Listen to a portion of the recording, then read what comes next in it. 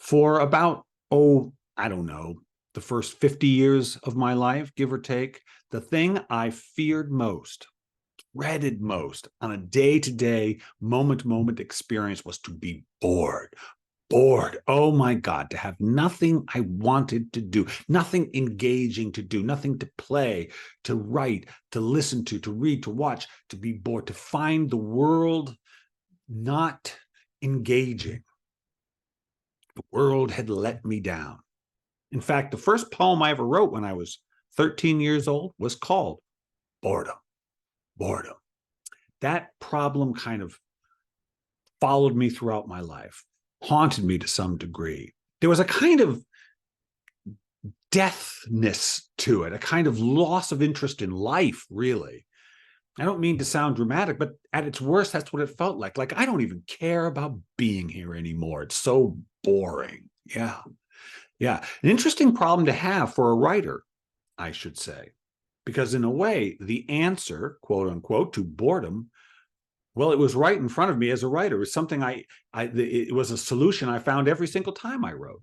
Yeah, it's true. I thought about the author Margaret George, the historical novelist, lovely woman who was joking around about writing historical fiction and about how you want to get all the facts in. But she said, the worst sin a writer can commit, she said, is to be boring.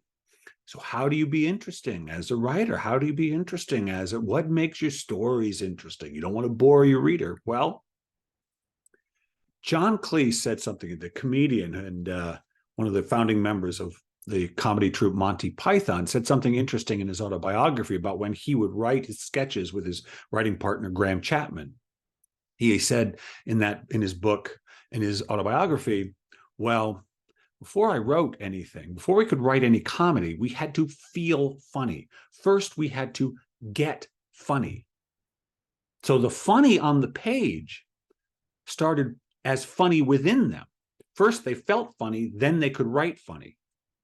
And I have certainly experienced this myself. You know how it is sometimes the thing you did yesterday that was so interesting to you yesterday is not interesting today. Because, of course, every time I've been bored, I've been sitting in a house filled with all the things that I've always done that I could do. They were maybe interesting to me yesterday, but they're not interesting today. What happened? And you ever had the experience of writing something that was so interesting to you yesterday when you wrote it, but today it's not interesting? What happened? Sometimes I'll be writing along and I will find my energy flagging for a piece I'm writing, and I'll say, what, are you even interested, Bill, in writing this? Or are you just putting words down? Are you just sort of imitating yourself? What are you actually interested in about this story? Or when I sit down to write and I have to start a new piece and I don't have any ideas at the moment, I have to write a new essay. I sit there for a time and I sit with myself and I say, what's interesting to me now? What am I interested in now? What would I like to turn my attention to now? You see, writing has taught me that what is interesting on the page comes from me finding something interesting within myself. In other words, I find my interest in life within myself, independent of all the things I could do, independent of all the things I have been interested in doing in my life. The interest in life, my interest in being here and being engaged, begins before I have done anything, before I have written a word, before I've had a conversation. It exists independent of anything I could do. And then I seek the appropriate form for that interest to take. That's what a story is, the form your interest and curiosity takes. And when I remembered that, when I applied what I had learned in writing to the rest of my life, when I was feeling bored, I would say, don't do anything, Bill.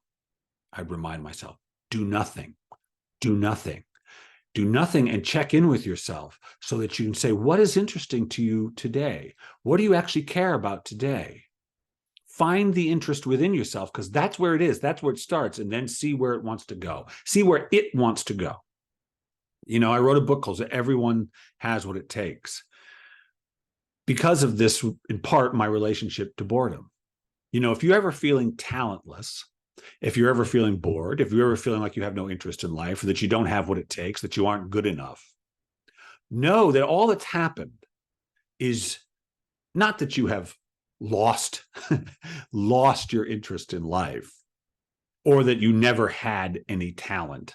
No, all that has happened is that you are looking in the wrong place for what you want and what you've always had.